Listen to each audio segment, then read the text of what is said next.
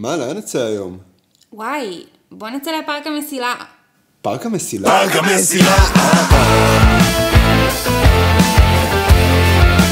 פארק המסילה. פארק המסילה. היא אמרה לי בואי נלך לפארק המסילה, נביא יין ושוכחת שאני בגמילה.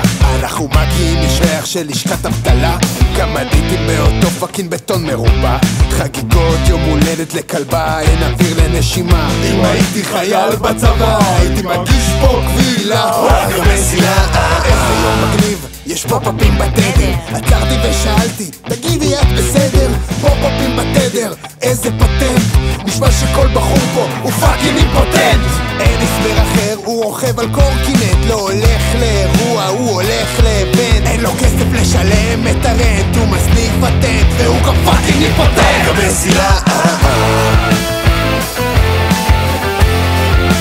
פארק המסילה. פארק המסילה.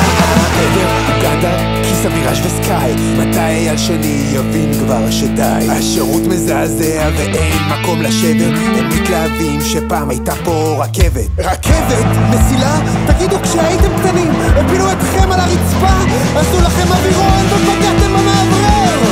למה אף אחד פה לא מתעורר? כולם פה מכירים את כולם, הם לא יפסיקו להגיד שלום לעולם. ולא, אני לא רוצה להוסיף שירות, את רק מזלת לי בירה, זה לא אשמתי שאבא שלך עשה טעות שהוא לא שם קונדום.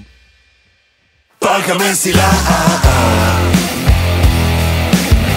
ובכלל התרמית הכי גדולה, תיאוריית הקונספירציה שמשדרת תרבולה, היא העובדה שכל התל אביבים, כן, אתם איתי?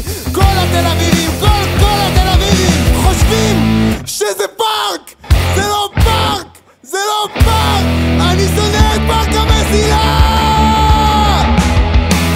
פארק המסילה. זה לא פארק, זה לא פארק.